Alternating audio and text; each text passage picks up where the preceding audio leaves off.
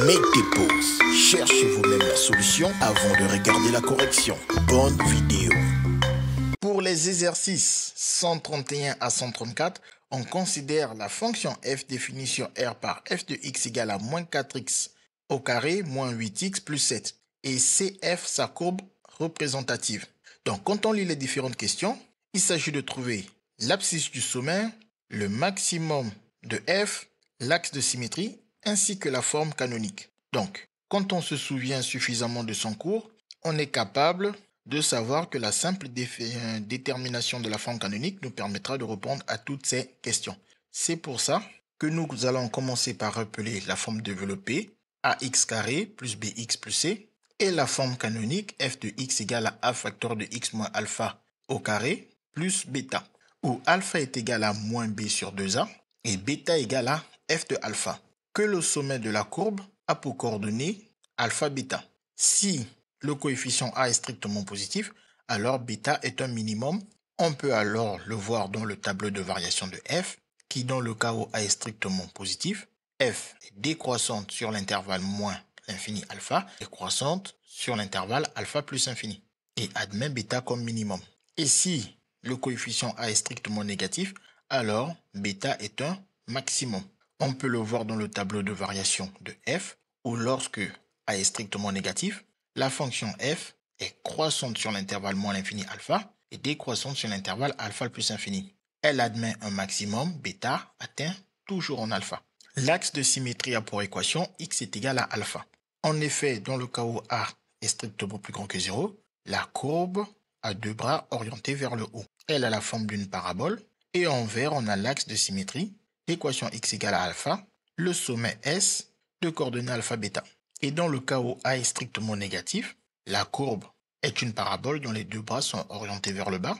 En vert, on a toujours l'axe de symétrie qui coupe l'axe des abscisses toujours en alpha, d'équation x égale à alpha, le sommet S de coordonnées alpha bêta. Donc voilà, avec tous ces rappels en tête, on va commencer par déterminer la forme canonique qui nous permettra en même temps de directement trouver les valeurs de alpha et de bêta pour trouver l'abscisse alpha du sommet et le maximum bêta de la fonction et l'axe des symétries d'équation x égale à alpha. Donc pour trouver la forme canonique, la première chose à faire c'est de regarder le terme possédant x carré et voir si son coefficient vaut 1. Si son coefficient vaut 1, il n'y a aucune factorisation par son coefficient à faire. Mais si le coefficient ne vaut pas 1, par exemple ici c'est moins 4, alors on doit commencer par factoriser par ce coefficient moins 4. On peut factoriser par ce coefficient moins 4 en écrivant moins 4, on ouvre les parenthèses et on divise tout le terme dans la forme développée par ce moins 4. Ou aussi on peut factoriser par ce coefficient moins 4 de x carré en factorisant uniquement les termes en x par moins 4. C'est-à-dire qu'on écrit ce moins 4, on ouvre la parenthèse et ce sont uniquement les termes qui possèdent x qui sont divisés par moins 4. Dans les deux cas, on va simplifier. Le premier cas, on a moins 4 sur moins 4 qui donne un x carré. Un x carré, c'est juste x carré.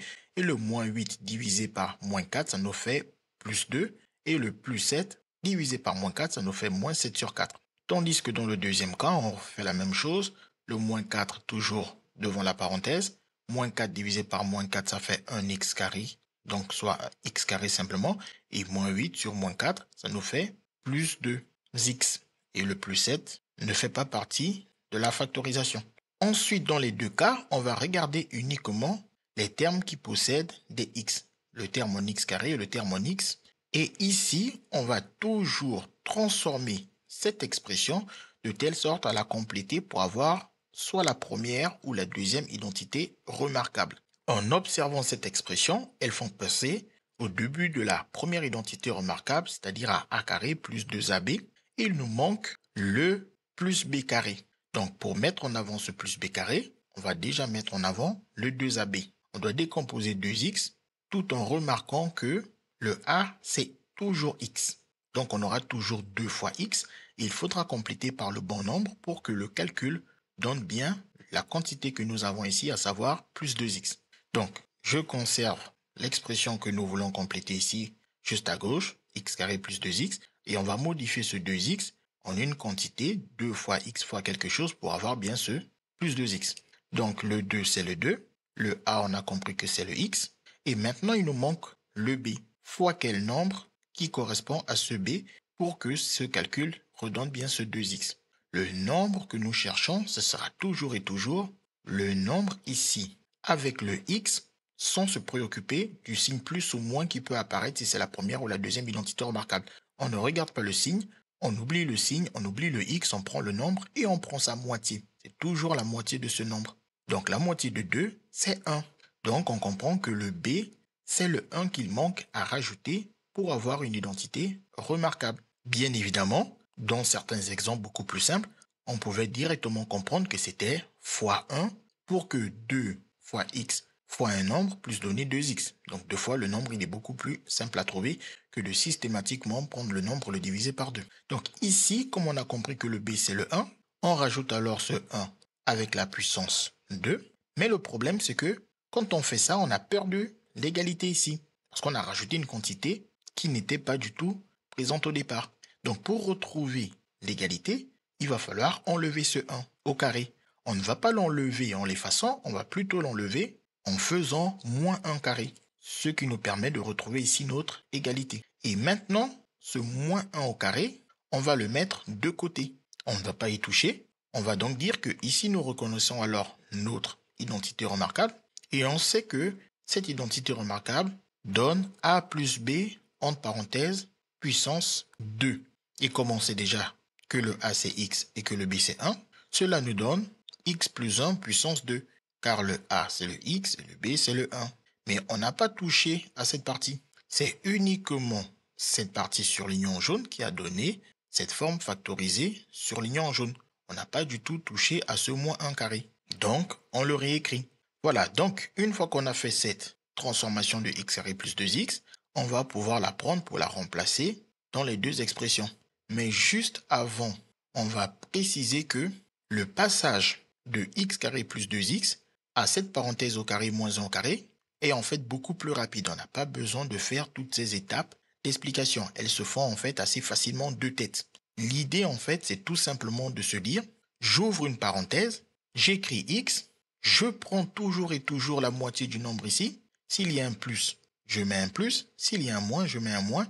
Mais je prends la moitié du nombre ici. Si c'est 2, sa moitié, c'est 1. Je ferme la parenthèse, je mets un carré. Première étape, ça fonctionne toujours comme ça. Et ensuite, je mets toujours un moins.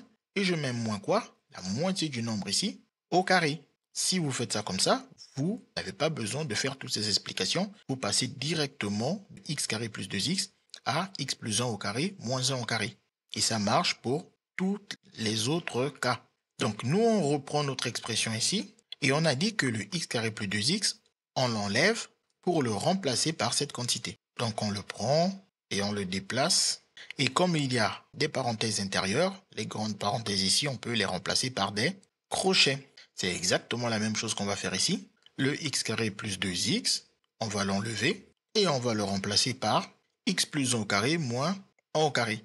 Et comme on a déjà des parenthèses intérieures, les grandes parenthèses deviennent des crochets. Donc, je rappelle à ce niveau qu'il faut bien évidemment, pour trouver la forme canonique, faire une seule des deux méthodes. Soit vous faites la méthode de gauche, soit vous faites la méthode de droite.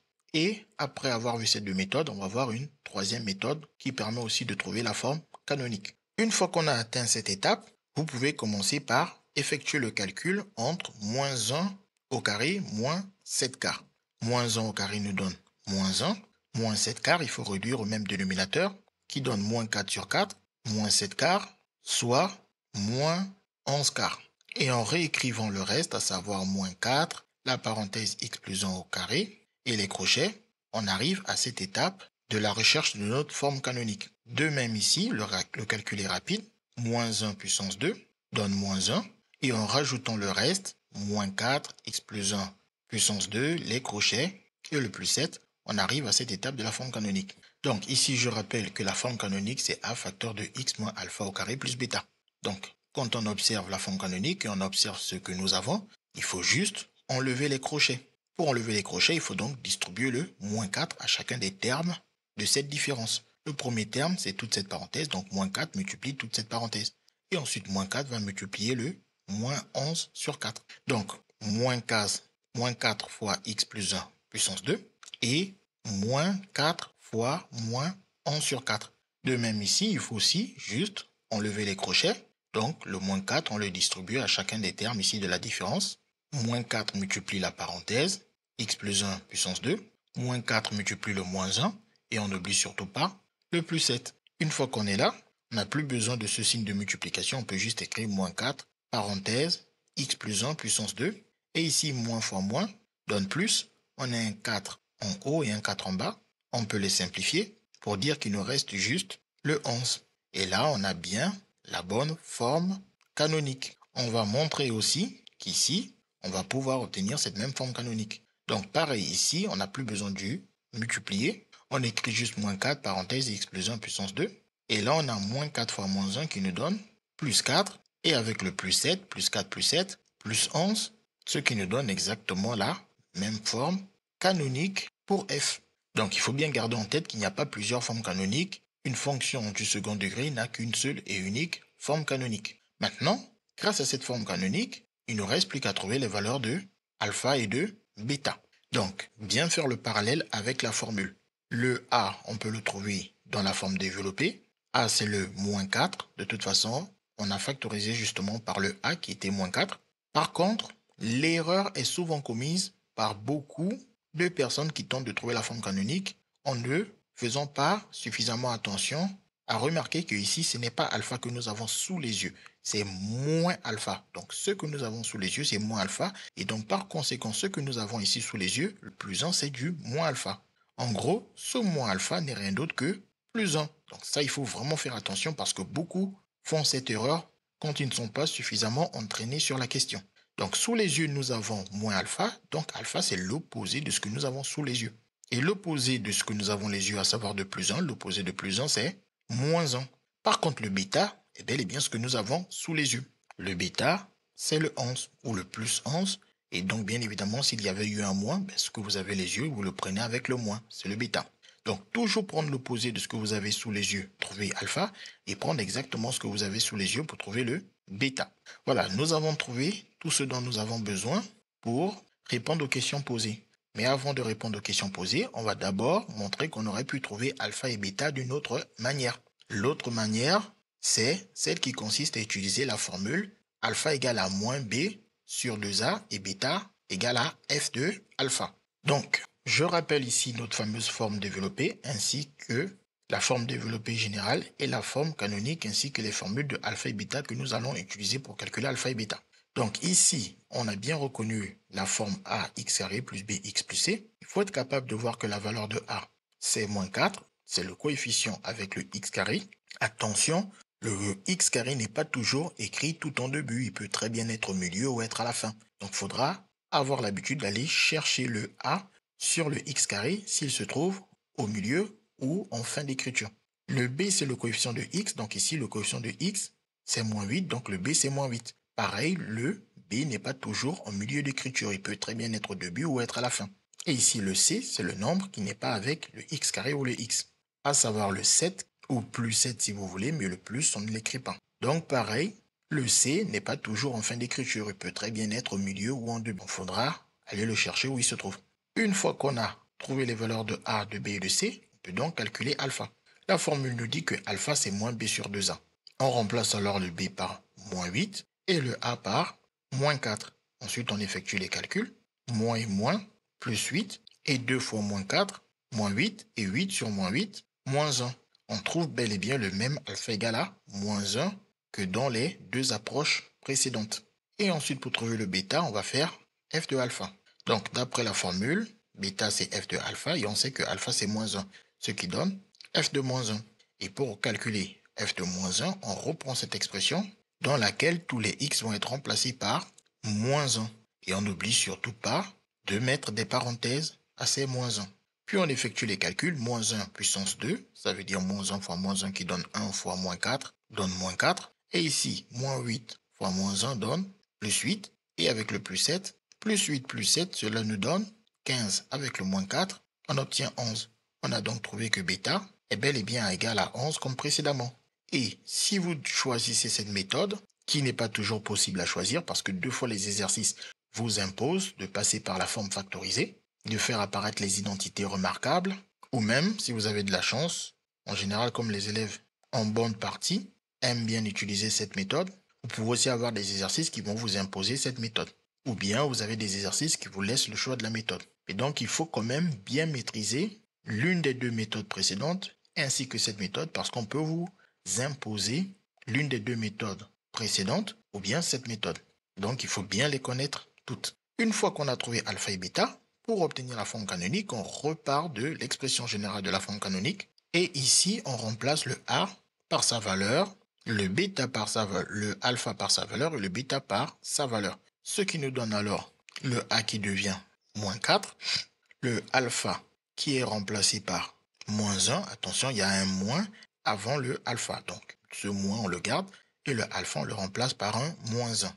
Il y a donc un total de 2 moins 1. Vous pouvez d'abord commencer par mettre moins 1, ou le mieux, c'est de directement dire que moins et moins, ça donne plus. Donc, on gagne du temps et on met plus 1. On ferme la parenthèse et on met la puissance 2. Et le bêta, on le remplace par 11. On trouve ainsi la même forme canonique que précédemment, que nous avions trouvée dans les deux approches précédentes. Par contre, il faut garder en tête que les deux approches précédentes sont considérées comme une seule et même approche. Donc, quand on vous dit faites l'approche en utilisant les identités remarquables, c'est celle que vous voulez. Soit celle où on factorise tout, ou celle où on factorise juste les termes en x carré et en x par le coefficient de x carré. Maintenant, une fois qu'on a tout trouvé, on n'a plus qu'à donner les coordonnées du sommet de la courbe. L'abscisse du sommet S de la courbe est alpha égale à moins 1. L'ordonnée du sommet S de la courbe est bêta égale à 11. Les coordonnées du sommet S sont alpha et bêta qui nous donnent moins 1, 11. Ici, comme notre A il vaut moins 4 et qu'il est donc négatif, on a donc une courbe avec des bras orientés vers le bas. Et donc ce sommet nous permet de dire que nous avons un maximum. Et ce maximum, c'est toujours bêta. Donc comme A est égal à moins 4 qui est strictement plus petit que 0, alors le maximum est bêta égale à 11. L'équation de l'axe de symétrie, on avait dit que c'était x égale à alpha. Et le alpha étant moins 1, donc l'équation de l'axe de symétrie, c'est x égale à moins 1. On a donc toutes les réponses aux questions posées. On n'a plus qu'à les répondre à ces questions. Donc ici, je rappelle les éléments importants. Le sommet de coordonnées alpha bêta, où alpha est l'abscisse du sommet qui vaut moins 1. L'ordonnée du sommet, c'est 11. L'axe de symétrie, c'est l'équation x égale à moins 1. Le maximum, c'est bêta qui vaut 11. Et la forme canonique, c'est moins 4, facteur de x plus 1 au carré plus 11. À l'aide de ça, on va donc choisir les bonnes réponses. On commence par l'exercice 131. On nous dit l'abscisse du sommet de la parabole est... Donc, nous, on sait que l'abscisse du sommet, c'est moins 1. On cherche parmi les réponses pour voir que la bonne réponse est la réponse C. Ensuite, pour l'exercice 132, on nous dit le maximum de f est... On sait que le maximum, c'est bêta qui vaut 11. Donc, on cherche parmi les réponses proposées pour voir que la bonne réponse est la réponse C. Et ensuite, on nous dit l'axe de symétrie de CF a pour équation. On sait que l'équation de l'axe de symétrie, c'est x égale à alpha. Et le alpha, nous, on l'a remplacé par moins 1. Donc, ça devient l'équation x égale à moins 1. Donc, on cherche parmi les réponses proposées pour voir que la bonne réponse est la réponse C. Ensuite, la forme canonique de f est. Donc, ici, j'ai rappelé la forme canonique. Moins 4 facteur de x plus 1 au carré plus 11. On n'a plus qu'à regarder parmi les réponses proposées pour voir que la bonne réponse est la réponse D. Voilà, on a trouvé toutes les solutions aux questions de cet exercice. CQFD, ce qu'il fallait découvrir. Les mathématiques, ce n'est pas juste de la mémorisation ou de l'application de cours. Ça nous aide à comprendre le monde qui nous entoure et à prendre des décisions.